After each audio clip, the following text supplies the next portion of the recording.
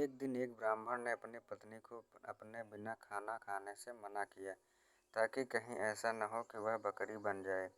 इसके जवाब में उसकी पत्नी ने भी उससे यही कहा कि वह कभी उसके बिना खाना नहीं खाएगा ताकि वह कहीं चिंता न बन जाए। दोनों राजी हो गए।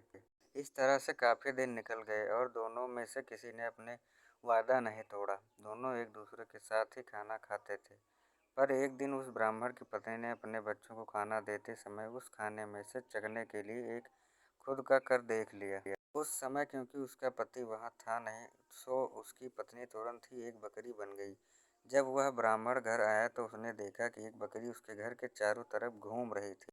यह देखकर वह बहुत दुखी हुआ क्योंकि वह तुरंत ही जान गया कि वह बकरी और कोई नहीं बल्कि उसकी अपनी प्यारी पत्नी थी। उसने उसको अपने घर के आंगन में बांध दिया और उसकी बड़ी सावधानी से सेवा करने लगा।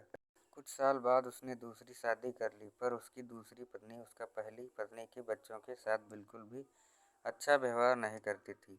वह तो उनको खाना भी बहुत कम देती थी। बच्चे बेचारे बहुत परेशान रहते थे। उनकी बकरी माँ उनकी शिकायतों को सुनती रहती, पर वह बेचारे भी कुछ नहीं कर सकती थी।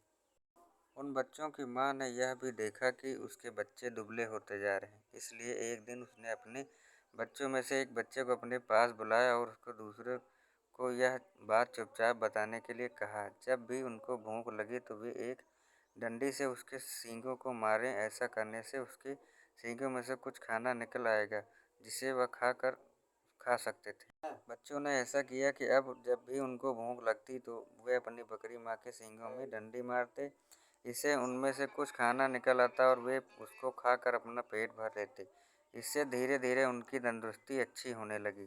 पर यह तो उसे सौतेली माँ की उम्मीदों के खिलाफ हो रहा था। उसके सौतेले बच्चे तो बजाय दुबले होने के कारण ज़्यादा तंदुरुस्त होते जा रहे थे, जबकि वह खुद उनके बहुत कम खाना देती थी। वह उनको इतना तंदुरुस्त देखकर बहुत ही ताज्जुब पड़ गई। यह सब कैसे हो रहा था? कुछ समय बाद उस ब्राह्मण की दूसरी पत्नी ने एक आँख की बेटी को अपने जन्म दिया। वह अपनी उस कानी बेटी को बहुत प्यार करती थी और उसकी किसी भी ज़रूरत को तुरंत ही पूरा करने के तैयार रहती थी, जिसको वह समझती थी वह उसका हो चाहिए।